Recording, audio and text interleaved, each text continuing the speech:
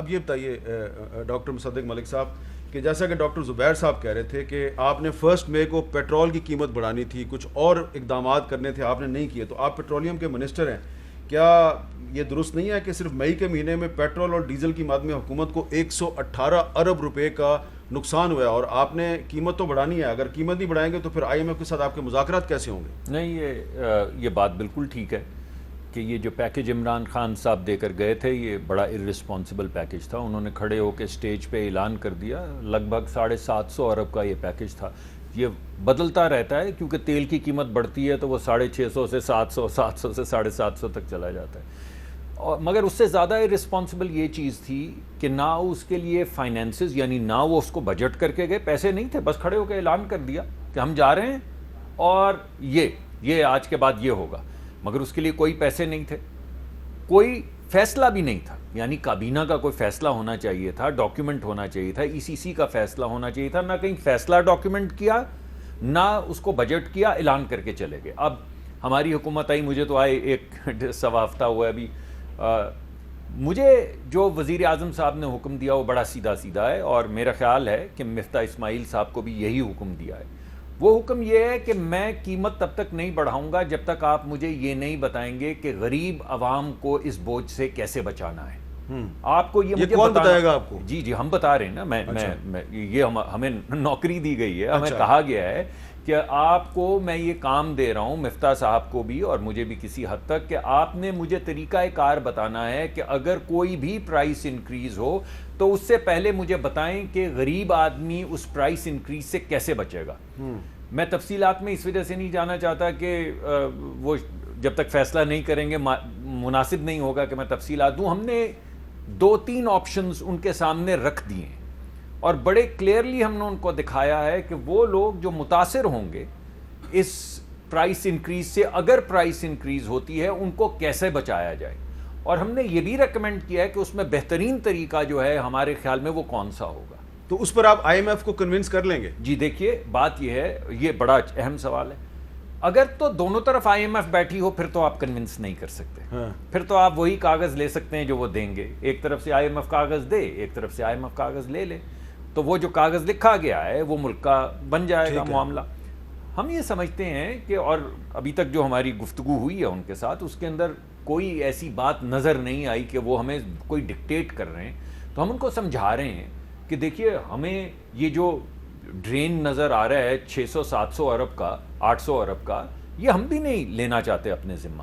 لیکن غیر ذمہ داری سے اس کو ختم کرنا کہ گراف یہ کہتا ہے کہ آپ اتنا بڑھا دیں غریب آدمی مر جائے، ہمیں کیا لینا ہے غریب آدمی سے؟ ہم آپ کو پیسے دے رہے ہیں، ہم آپ کو کہہ رہے ہیں اس کی قیمت بڑھا دیں، غریب آدمی مرتا ہے تو مر رہے. ہر ملک کا، تو آپ غریب آدمی کو میسج دے رہے ہیں کہ غریب آدمی کو ہمیں حکم دیا گیا ہے کہ آپ بتائیں کہ آپ غریب آدمی کو کیسے بچائیں گے. اگر آپ یہ نہیں بتائیں گے تو ہم یہ قیمت نہیں بڑھائیں گے. اس وجہ سے میں ساتھ کے ساتھ آپ کو یہ بتا رہا ہوں کہ غریب آدمی کو بچانے کا پروگرام مرتب کر دیا گیا ہے. اس کی فائنل ڈیٹیلز جو ہیں اس کی نوک پلک دور کی جا رہی ہے، اور جب کوئی بھی فیصلہ کیا جائے گا اس سے پہلے غریب آدمی کو بچانے کا مقدمہ آپ کے سامنے بھی لائیں گے، غریب آدمی کے سامنے بھی لائیں گے. آپ اس میں سوالات پوچھیں گے.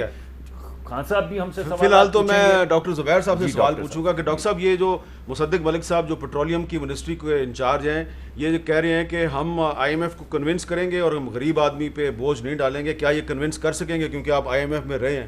جی دیکھیں، آئی ایم ایف جو ہے نا، ان کو جو سب سے بڑی چیز کے اوپر فکر ہوتی ہے وہ ہوتی ہے خسارہ. خسارے کا مطلب یہ ہے کہ ایک ملک اپنے اخراجات کر رہا ہے اپنی آمدن سے زیادہ. اس کی وجہ سے 2 کام ہوتے ہیں. ایک مہنگائی بڑھتی ہے، اس کا مکمل بوجھ جو ہے وہ غریبوں پر ہوتا ہے. دوسرا یہ ہوتا ہے کہ وہ بین الاقوامی جو آپ کی جو کرنٹ اکاؤنٹ ڈیفیسٹ جسے کہتے ہیں وہ بڑھتا ہے، اور اس کی وجہ سے ڈالر کی قیمت بڑھتی ہے اور آپ کے جو ڈالر کے ذخائر ہیں وہ ختم ہوتے ہیں. تو آپ نے ڈیفیسٹ کو کم کرنا ہے. اب غریبوں کا ہی سوچ کر شاید پچھلی حکومت نے جو پیٹرول کی قیمتیں نہ بڑھانے کی فیصلہ کیا تھا وہ اس لیے کیا تھا. اور ابھی ایک اور چیز بھی یاد رکھیے کہ بین الاقوامی جو تیل کی قیمت ہے اس کے اور بھی بڑھنے کے امکانات ہیں جب تک جنگ جاری رہے گی یورپ کے اندر. تو ایسے حالات میں پاکستان نے یہ فیصلہ کرنا ہے کہ یہ جو بوجھ ہے یہ کون اٹھائے گا. اب اس کا ایک طریقہ یہ ہے کہ تمام حکومتی جو اخراجات ہیں ڈیولپمنٹ کے علاوہ اس کے 15% اس میں کمی آپ کریں. دیکھیں جو ہمارے جو طبقہ ہے, جو جیسا کہ ڈاکٹر کیسر بنگالی صاحب بھی کہہ رہے ہیں, نہیں دیکھیں یہ تو ہماری پرانی ایک ڈیمانڈ ہے کہ جو ایکسپینڈیچر ہے, ابھی آپ کو پتہ ہے کہ حکومتوں, یہ 5 حکومتیں جو ہیں 4 صوبائی, اور ان کی حکومتوں کے جو مجموعی ایکسپینڈیچرز ہیں وہ جی ڈی پی کے 23% ہے. چوتھا حصہ معیشت کا حکومت کھا جاتی ہے. اچھا. اب بات یہ ہے کہ اگر آپ اس کو کم کرتے ہیں 3-4%, 15% کمی سے ہو جاتا ہے, تو تمام پاکستان کے مشکلات دور ہو جائیں گے. آپ ایک حد تک تیل کی قیمت کا جو بوجھ ہے اس سے بھی آپ غریبوں کو بچا لیں گے, مہنگائی کم کر لیں گے, ڈالر کو مستحکم کر لیں گے. لیکن کیا یہ کرنے کو تیار ہیں؟ یہ ملازمین جو یہ تو بھرتی کیے جا رہے ہیں سیاسی طور پر, یہ ان کو ہٹائیں گے؟ ان کی تنخواہیں بڑھائی جا رہے ہیں, ان کا چاہے کارکردگی بہتر ہو یا نہ ہو تنخواہیں بڑھائے جاتے ہیں.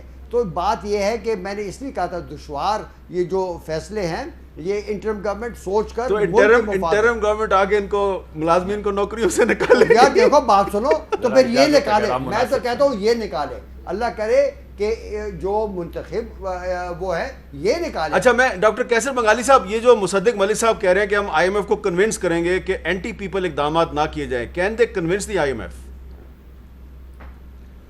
ریکارڈ یہ شو نہیں کرتا, جی ریکارڈ نہیں بتاتا کہ یہ کنونس کر پائیں گے. اور اس کی وجہ خاص طور پہ جب آپ کمزور ہوتے ہیں تو آپ کے پاس بارگیننگ پاور نہیں ہوتا. اچھا, جب آپ آئی ایم ایف کے ساتھ اکراس دا ٹیبل بیٹھے ہیں ہاں, تو سارے کارڈز تو آئی ایم ایف کے پاس ہے, آپ کے پاس نہیں ہے. آپ بارگیننگ پاور صرف اسی وقت بن سکتا ہے جب آپ اپنا بجٹ ڈیفیسٹ اور کرنٹ اکاؤنٹ ڈیفیسٹ اپنے فیصلوں سے کم کر سکے. جیسے